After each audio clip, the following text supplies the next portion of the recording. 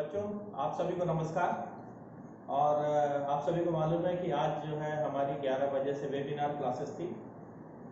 Online जो है ये ट्रेनिंग था और इस सेशन के कारण जो है हम लोग 12 बजे से क्लास नहीं कर पाए, तो इसलिए हम लोग आज क्लास अपनी थोड़ी लेट शुरू करते हैं। और कल बच्चों आपको मालूम है कि हम लोग जो है वात्सल्य और स्नेह जो पार्ट नंबर 2 है उसके प्रश्नोत्तर को कर रहे थे। तो कल हमने जो है अति लघुत्तरीय प्रश्नोत्तर और लघुत्तरीय प्रश्नोत्तर ये इन दो हिस्सों को किया था। तो आज चलते हैं आप सभी को लेकर हम लोग जो है दीर्घ उत्तरीय प्रश्नोत्तर की तरफ। इसमें 5-6 प्रश्न है, इनके उत्तरों को हम लोग लिखते हैं। ये जो है लघुत्तरीय प्रश्नों से थोड़ा बड़ा होता है, 40-50 शब्दों में या 50-60 शब्दों में इसके उत्तर को लिखना है और थोड़ा विस्तार के साथ अगर हो सके तो आपको उदाहरण भी देकर इसमें कुछ उत्तर देने की कोशिश करनी है। तो बच्चों हम लोग चलते हैं पहले प्रश्न की तरफ। और पहला प्रश्न है, कृष्ण माता यशोदा से बलदाऊ की क्या क्या शिकायतें करते हैं। तो बालक कृष्ण के बारे में आपको जानकारी कि वो लगातार शिकायतें किया करते थे, क्योंकि माता यशोदा को भी उन शिकायतों में बड़ा आनंद आता था और अपनी ममता अपना स्नेह वो जो है दर्शाने की कोशिश करती थी। तो यहाँ पर कृष्ण जो है बलदाऊ की बहुत सारी शिकायतें करते हैं।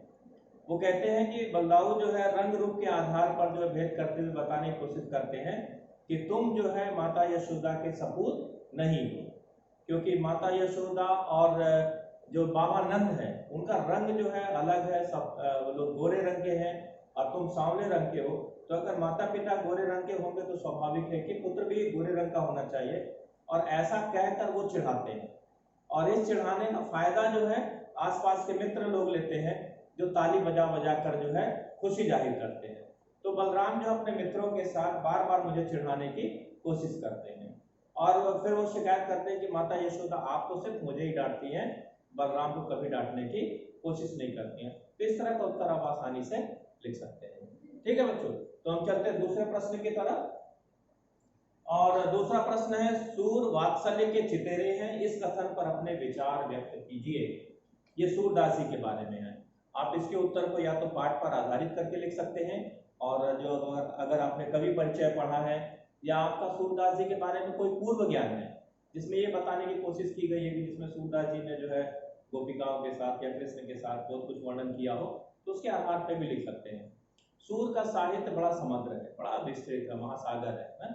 सूर सागर बोलते हैं कि 1.25 लाख कम से कम पद हुआ करते थे, तो बहुत विस्तृत है और उन्होंने ब्रज भाषा में लिखा है। यहाँ पर जो है उनके पदों में जो कुछ दिखाई देता है वो कृष्ण की बाल लीला का बड़ी सूक्ष्मता से वर्णन किया गया है। कहते भी हैं कि सूरदास जी जो है जन्मांध थे, जन्म से अंधे थे, और ऐसी जो है बहुत सारी किंवदंतियां उनके बारे में है। लेकिन जिस तरह से उन्होंने बालक कृष्ण का, उनकी बाल लीलाओं का वर्णन किया है, माता यशोदा के स्नेह का वर्णन किया है, उसको देखकर तो लगता है कि एक आंख वाला भी जो है इस तरह का बारीकी से सूक्ष्मता से वर्णन करने में कभी भी सक्षम नहीं हो सकता है। बड़ी गंभीरता से, बड़ी बारीकी से एक एक उनके जो है मनोभावों का चित्रण किया है, एक एक लीलाओं का बड़ी मधुरता के साथ उन्होंने वर्णन करने की कोशिश की। चाहे कृष्ण का चलना हो, चाहे कृष्ण का बातचीत करना हो, चाहे कृष्ण का माखन मुंह में लपेटना हो, या हाथ पीछे करके दोनों का छिपा लेना हो, चाहे वो बलराम की शिकायत करते हो। बहुत चर्चित पंक्तियां आप लोग इसका उल्लेख कर सकते हो कि मैया मैं नहीं माखन खाए, बोल भैया गैया के पीछे मधुबन मोही बठायो, इसका उल्लेख कर सकते हैं। या बलराम की जिस तरह शिकायत करते हैं और कहते हैं कि वो जो है कहते हैं कि मैं जो हूँ यशोदा माता का बेटा नहीं हूँ, नंद बाबा का बेटा नहीं, वो भी शिकायत आप शिकायत को जो है इसमें उल्लेखित कर सकते हैं।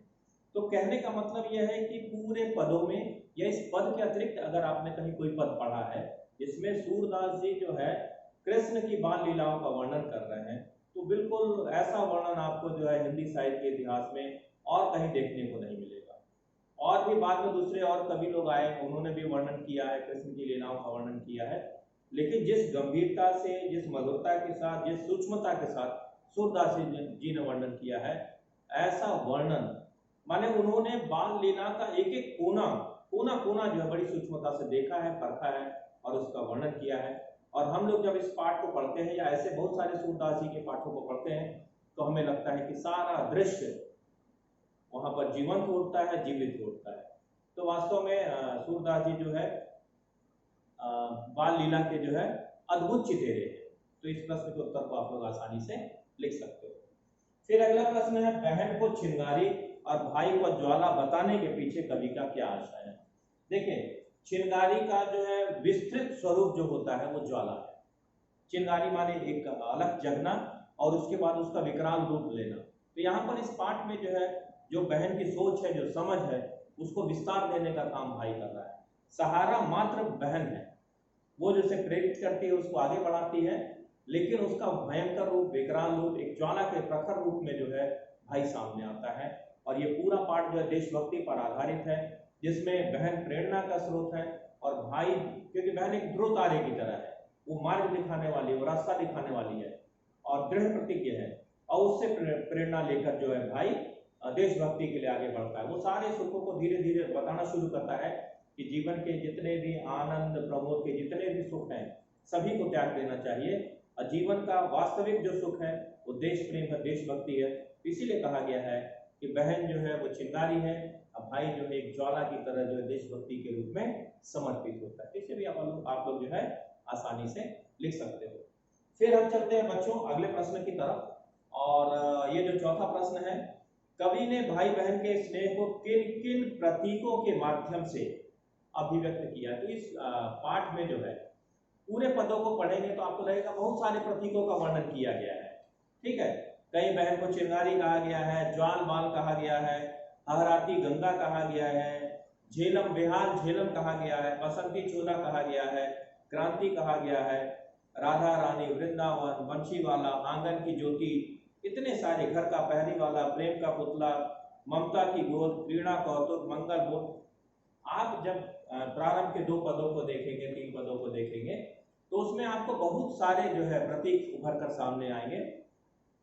आप चाहें तो बहन के लिए जिन प्रतीकों का उपयोग किया गया उनको अलग अलग लिख लीजिए, भाई के लिए जिन प्रतीकों का उपयोग किया गया उनको अलग अलग लिख लीजिए, या आप चाहें तो दोनों को मिला करके भाई बहन के लिए निम्नलिखित प्रतीकों का उपयोग किया गया है। चाहे हहराती गंगा कहा गया है, चाहे धारा कहा गया है, चाहे लहरें कहा गया है, चाहे जो है सुख की गोद कहा गया है, ममता की गोद कहा गया है, इसका उल्लेख आप लोग कर सकते हैं। ठीक है, तो इस तरह से इन प्रतीकों का वर्णन किया गया इस पाठ में, और इसको आसानी से आप लिख सकते हैं।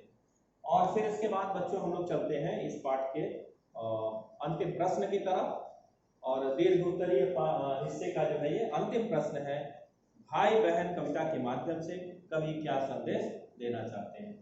तो वास्तव में भाई बहन कविता के माध्यम से कवि समाज के लोगों को बताना चाहते हैं कि वास्तव में ये जो वृंदावन है, जो माया नगरी है, जो धर्म के क्षेत्र हैं, इन सबसे बढ़कर कहीं ना कहीं जो है देशभक्ति है, देश प्रेम है, और जीवन के जो सुख हैं वास्तव में यही वास्तविक सुख है। और सारे सुखों का त्याग करके हमें जो है अपनी चिंता को, अपनी चेतना को, अपनी जागृति को, अपने सारे प्रभाव को देश प्रेम में लगा देना चाहिए। तो भाई बहन नामक कविता के माध्यम से कवि बताने की कोशिश करते हैं, कवि गोपाल सिंह नेपाली जी बताने की कोशिश करते हैं कि वास्तव में हमें देश प्रेम के प्रति समर्पित होना चाहिए, राष्ट्र प्रेम के प्रति समर्पित होना चाहिए, देशभक्ति के प्रति समर्पित होना चाहिए। और इस कविता का संदेश भी यही है कि वास्तविक सुख अगर कहीं है तो देश प्रेम है।